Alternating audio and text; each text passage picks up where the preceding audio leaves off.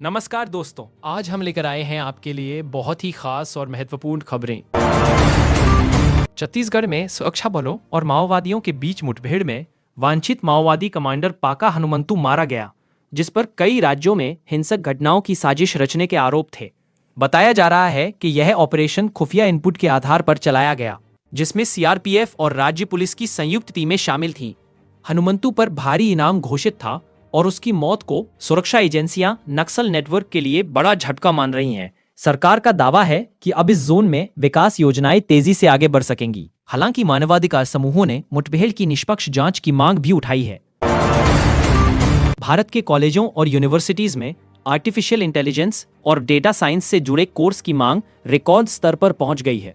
नए आंकड़ों के अनुसार पिछले साल के मुकाबले एआई से जुड़े अंडर ग्रेजुएट और पोस्ट ग्रेजुएट प्रोग्राम में एडमिशन 30 से 40% तक बढ़ गया है। आईटी इंडस्ट्री का मानना है कि जेनरेटिव एआई, ऑटोमेशन और साइबर सुरक्षा जैसे क्षेत्रों में स्किल्ड प्रोफेशनल की भारी जरूरत है, इसलिए स्टूडेंट्स इन कोर्स की ओर आकर्षित हो रहे हैं। सरकार भी फ्यूचर स्किल्स मिशन के तहत इंजीनियरिंग कॉलेजों में नई लैब और इंडस्ट्री पार्टनरशिप को बढ़ावा दे रही है, ताकि Bharatiya Yuva global tech job market में मजबूत पोजीशन बना सकें। मौसम विभाग ने उत्तर भारत के बड़े हिस्से में तीखी ठंड लहर और घने कोहरे के लिए रेड और ऑरेंज अलर्ट जारी किया है। पंजाब, हरियाणा, दिल्ली, उत्तर प्रदेश और राजस्थान के कई जिलों में न्यूनतम तापमान सामान्य से 3 से 5 डिग्री कम दर्ज किया जा रहा है, जिससे जनजीवन प्रभावित है। रेल और हवाई सेवाओं पर भी असर पड़ा है। कई ट्रेनें देरी से चल रही हैं और कुछ उड़ानें रद्द करनी पड़ी हैं। स्वास्थ्य विशेषज्ञ बुजुर्गों, बच्चों और अस्थमा के मरीजों को विशेष सावधानी बरतने, गर्म कपड़े पहनने और सुबह शाम अनावश्यक बाहर ना निकलने की सलाह दे रहे हैं, जबकि राज्य सरकारें रात में अलाव और शेल्टर होम की व्यवस्था मजबूत करने का दावा कर रही है। रक्षा अनुसंधान एवं विकास संगठन डीआरडीओ ने पनडुब्बी से दागी जाने वाली K4 बैलिस्टिक मिसाइल का सफल परीक्षण किया है, जिसे भारत की सेकेंड स्ट्राइक क्षमता को मजबूत करने की दिशा में अहम कदम माना जा रहा है। यह मिसाइल 3500 किलोमीटर तक के लक्ष्य पर परमाणु वारहेड ले जाने में सक्षम बताई जाती है और पूरी तरह स्वदेशी तकनीक से विकसित की गई है। परीक्षण के दौरान मिसाइल ने पूर्व निर्धारित ट्रेजेक्ट्री और एक्यूरेसी को हासिल किया, जिसकी पुष्टि रक्षा मंत्रालय ने आधिकारिक बयान में की। विशेषज्ञों के अनुसार अरिहंत क्लास पनडुब्बियों से लैस यह प्रणाली हिंद महासागर क्षेत्र में भारत की डिटरेंस क्षमता को एक नया आयाम देगी और क्षेत्रीय सुरक्षा समीकरण पर सीधा प्रभाव डालेगी। एक नई अंतर्राष्ट्रीय रिपोर्ट में चेतावनी दी गई है कि 2025 में वैश्विक औसत तापमान प्री इंडस्ट्रियल स्तर से 1.4 डिग्री सेल्सियस अधिक रहा, जो अब तक के सबसे गर्म वर्षों में से एक है। रिपोर्ट के मुताबिक एशिया और यूरोप के कई देशों में रिकॉर्ड हीट वेव, बाढ़ और जंगल की आग जैसी घटनाएं सामान्य से कहीं ज्यादा रहीं, जिससे अरबों डॉलर का आर्थिक नुकसान हुआ। वैज्ञानिकों ने कहा है कि यदि कार्बन उत्सर्जन में तेज और ठोस कटौती नहीं की गई है, तो आने वाले दशक में 1.5 डिग्री की सीमा स्थायी रूप से पार होने का खतरा बढ़ जाएगा। संयुक्त राष्ट्र ने विकसित देशों से फाइनेंस और टेक्नोलॉजी ट्रांसफर बढ़ाने तथा विकासशील देशों से हरित ऊर्जा निवेश तेज करने की अपील की है।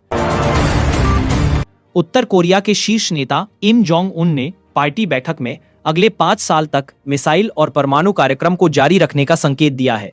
सरकारी मीडिया के हवाले से आई रिपोर्टों में कहा गया है कि देश हाइपरसोनिक और इंटरकॉन्टिनेंटल बैलिस्टिक मिसाइलों की क्षमता बढ़ाने पर फोकस करेगा। इस घोषणा के बाद दक्षिण कोरिया, जापान और अमेरिका ने क्षेत्रीय सुरक्षा पर गंभीर चिंता जताई और प्योंगयांग से संयुक्त राष्ट्र के प्रस्तावों का पालन करने की अपील की। विश्लेषकों का मानना है कि उत्तर कोरिया अपने हथियार कार्यक्रम के जरिए प्रतिबंधों में ढील और आर्थिक रियायतें हासिल करने की रणनीति जारी रखे हुए है, जिससे इंडो पैसिफिक क्षेत्र में तनाव ऊंचा बना हुआ है। ब्रिटेन सरकार की नई रिपोर्ट के अनुसार 2025 में देश के रक्षा निर्यात ने अब तक का सबसे ऊंचा स्तर छुआ, जिससे हजारों नौकरियों को सहारा मिला है। रिपोर्ट में बताया गया कि यूरोप, मध्य पूर्व और एशिया के कई देशों को एडवांस्ड रडार, मिसाइल और साइबर डिफेंस सिस्टम की आपूर्ति बढ़ी है। सरकार का दावा है कि इस उछाल से घरेलू मैन्युफैक्चरिंग सेक्टर को मजबूती मिली है और छोटे मोटे सप्लायर भी वैश्विक सप्लाई चेन में जुड़ रहे हैं। आलोचक हालांकि हथियारों की बढ़ती बिक्री को विवादित संघर्ष क्षेत्रों से जोड़कर देख रहे हैं और पारदर्शिता बढ़ाने की मांग कर रहे हैं, ताकि मानवाधिकार मानकों का बेहतर पालन हो सके। केंद्र सरकार ने 2025 को आयुष सेक्टर के लिए ट्रांसफॉर्मेशनल ईयर बताते हुए कहा है कि इस साल आयुर्वेद, योग, यूनानी और होम्योपैथी से जुड़े ढांचे में तेजी से निवेश हुआ।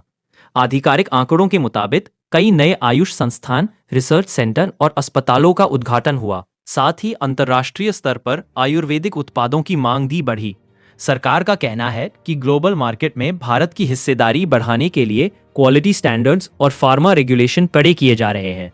विशेषज्ञों के अनुसार अगर वैज्ञानिक रिसर्च और आधुनिक क्लिनिकल ट्रायल्स पर और जोर दिया जाए तो पारंपरिक चिकित्सा को मुख्यधारा हेल्थ केयर में और अधिक विश्वसनीयता मिल सकती है।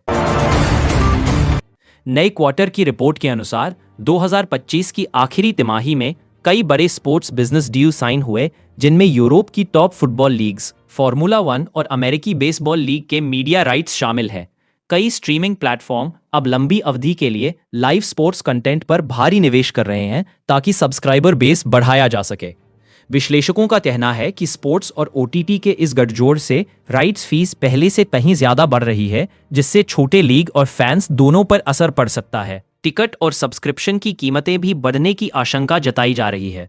फ्रेंचाइजियां इसे ब्रांड वैल्यू बढ़ाने का सुनहरा मौका मान रही हैं, खासकर एशियाई मार्केट में। अगर आपको ये वीडियो पसंद आया हो तो इसे लाइक जरूर करें, अपने दोस्तों और परिवार के साथ शेयर करें। कमेंट में बताएं आपकी कौन सी खबर सबसे ज्यादा प्रभावित करने वाली लगी।